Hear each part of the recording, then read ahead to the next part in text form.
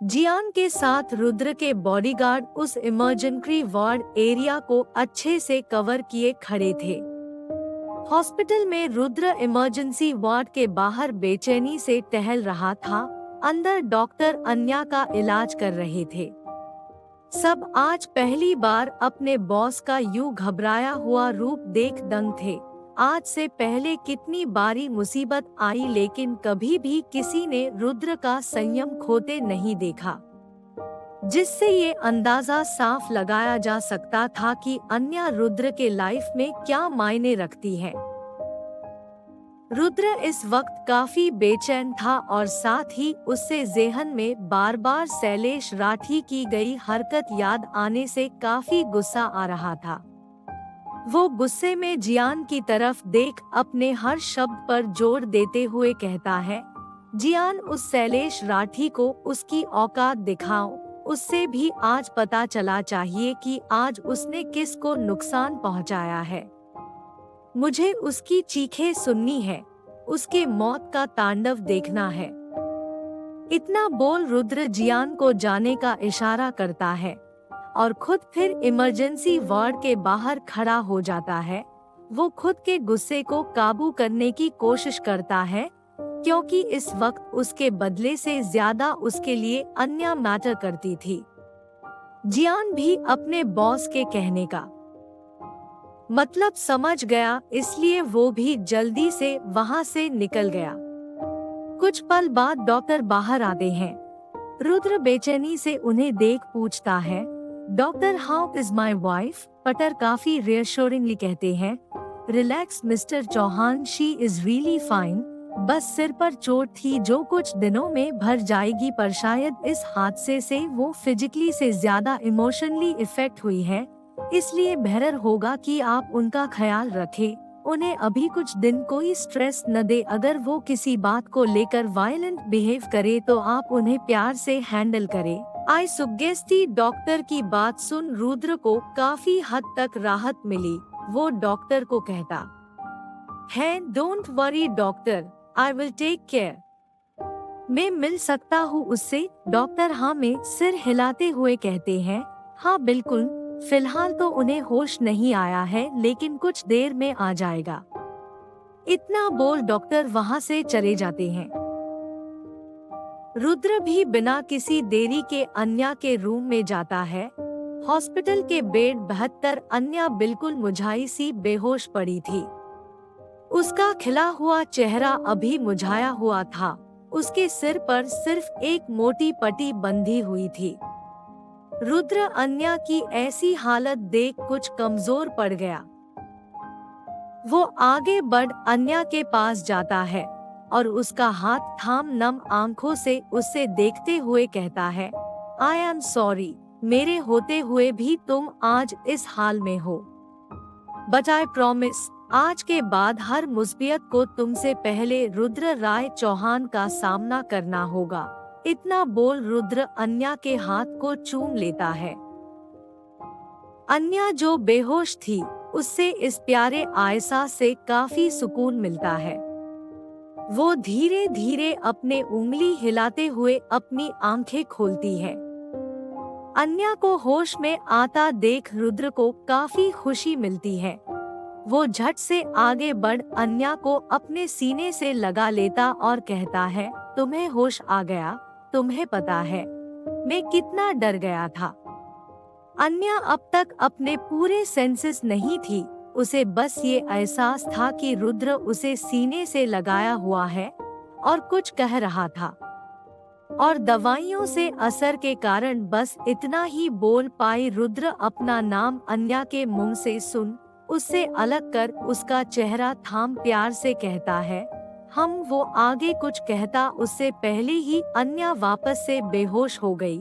रुद्र इस बात से घबराकर डॉक्टर को कॉल करता है। डॉक्टर अन्या का चेकअप कर रुद्र को रियश्योर करते हैं कि अन्या बिल्कुल ठीक है। रुद्र डॉक्टर से पूछ अन्या को लेकर वापस होटल आ जाता है। अन्या अब तक सो रही थी। रुद्र उससे प्यार से सुलाकर अच्छे से ब्लैंकेट से कवर करता है और उसके माथे को चूमकर एक नजर अन्या को जी भरकर देख वहां से चला जाता है। जाने से पहले होटल के लेडी स्टाफ को अन्या के देख रख के लिए छोड़ देता है और साथ ही कमरे के बाहर रुद्र के कुछ बॉडीगार्ड्स भी। रुद्र होटल से निकल अपनी कार में बैठ कहीं चला जाता है। अन्या को छोड़ उससे जाने मन तो नहीं था, लेकिन कुछ अधूरे काम थे जिससे उसे पूरे करने थे। कुछ देर में रुद्र की कार पुलिस स्टेशन के बाहर रुकती है। रुद्र अपने बॉडीगार्ड्स के साथ अंदर आता है। वहां का हेड रुद्र को देख काफी अदब से ग्रीट करता हुआ उसे अपने केबिन में चलने को कहता है, लेकिन केबिन की ओर न जाकर उससे कुछ इशारा करता है, जिसके बाद वो ऑफिसर काफी रिस्पेक्टफुली उसे एक की तरफ ले जाता है।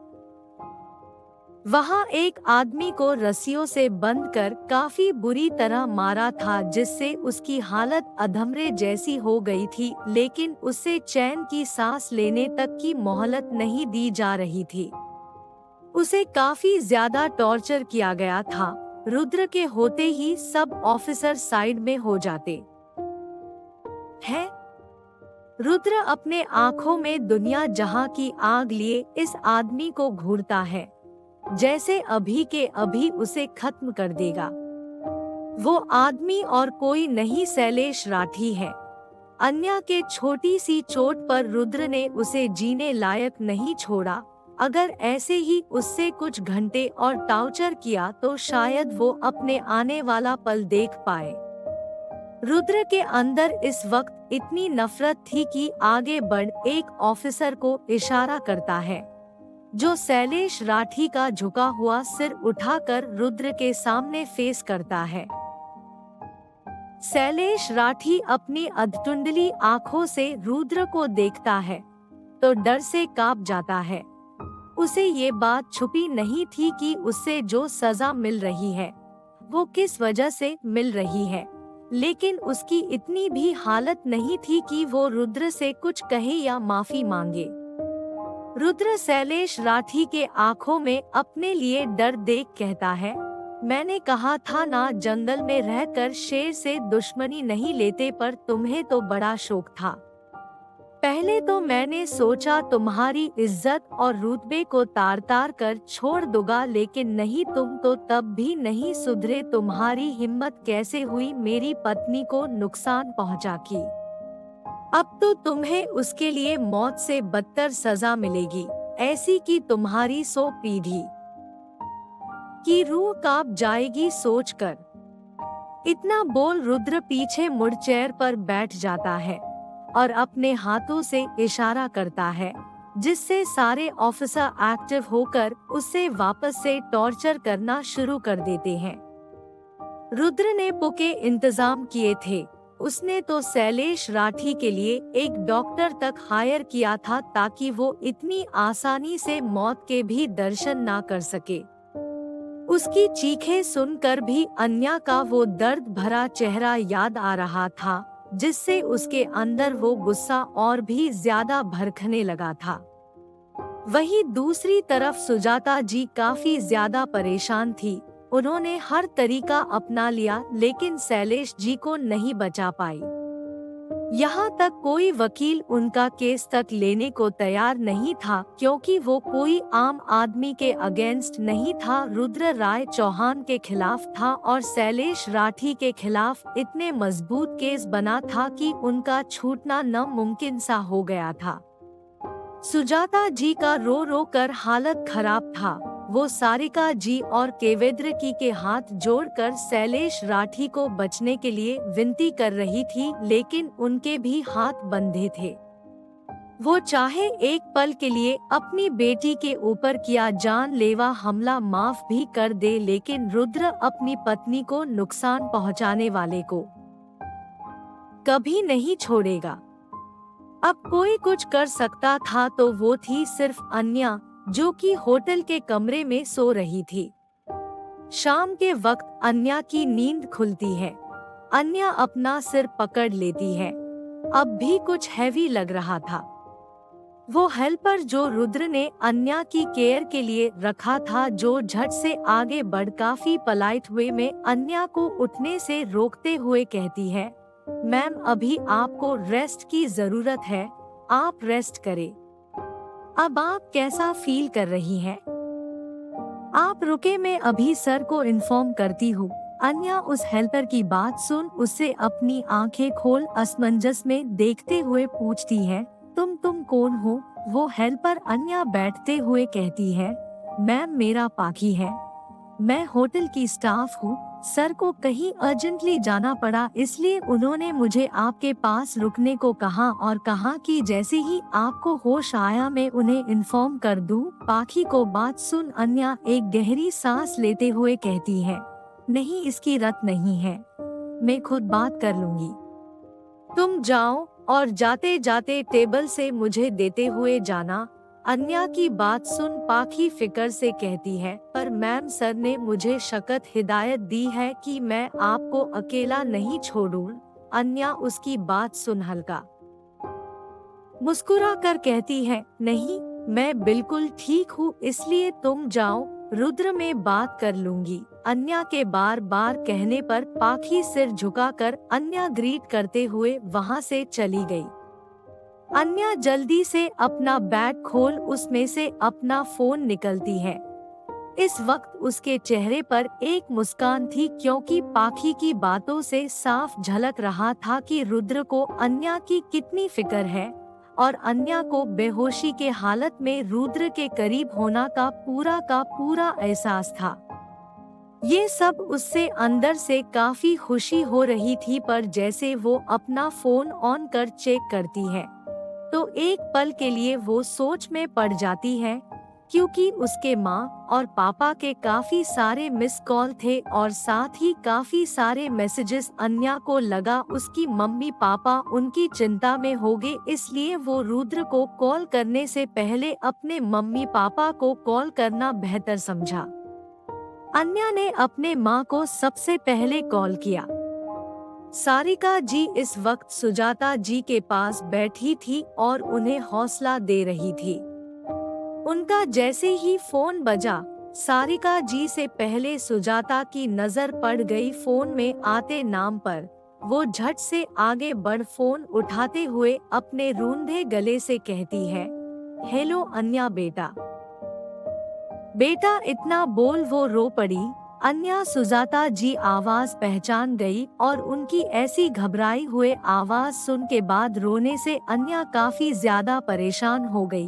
भरे स्वर में पूछती है, मासी माँ क्या हुआ? मासी माँ आप ऐसे क्यों रो रही, ठीक है ना? अन्या के ऐसे पूछने पर सुजाता जी रोते हुए कहती है, कुछ नहीं है अन्या बेटा, कुछ भी ठीक नहीं है, मैं कहीं की नहीं रही, तेरे मौसा जी। वो इतना बोल सुजाता जी का गला रूंध गया।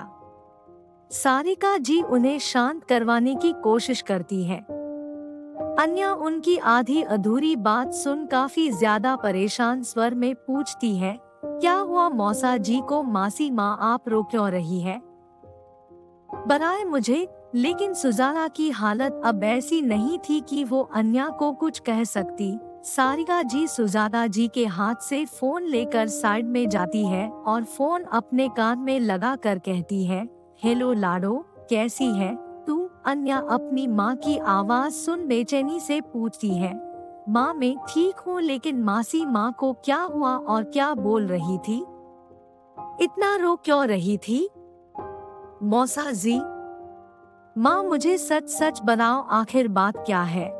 अन्या की बात सुन सारिका जी की नजर सुजाता जी पर जाती है, जिनकी हालत अब काफी खराब हो चुकी थी, जिसे देख उनके आंखों में भी नामी तैर गई।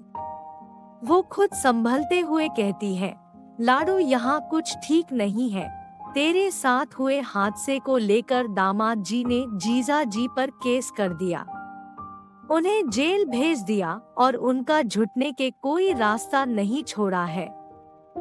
हमने हर कोशिश करके देख ली है, लेकिन कुछ हासिल नहीं हो रहा था। यहाँ दीदी की हालत बद से बदतर हो रही है। इतना बोल सारिका जी खामोश हो गई और अन्या के तो होश ही उड़ गए। उससे समझ नहीं आ रहा था आखिर पल भर में चीजें इतनी बिगड़ गई। उसे काफी फिक्र हो रही थी सुजाता जी की, इसलिए वो अपनी माँ को समझते हुए कहती है, माँ आप मासी माँ का ख्याल रखो, मैं कुछ करती हूँ। इतना बोल अन्या ने झट से फोन रख दिया और जल्दी से जियान को कॉल किया। जियान इस वक्त पुलिस स्टेशन के बाहर था और रुद्र होटल के लिए न चुका था। जियान अन्या का कॉल देख आचार्य से फोन झट से उठता है।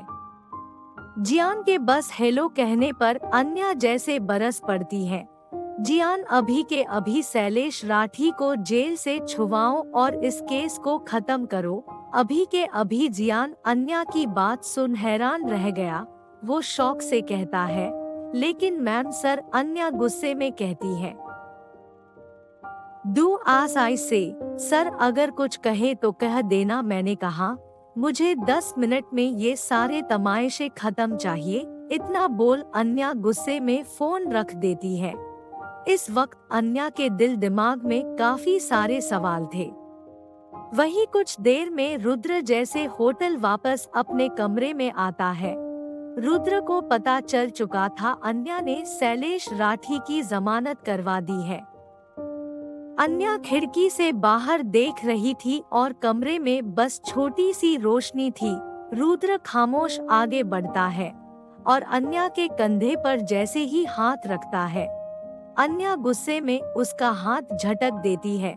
हेलो दोस्तों, अगर आप नए हो तो आप हमारे चैनल को सब्सक्राइब कर ले और लाइक कमेंट करना ना भूले। धन्यवाद।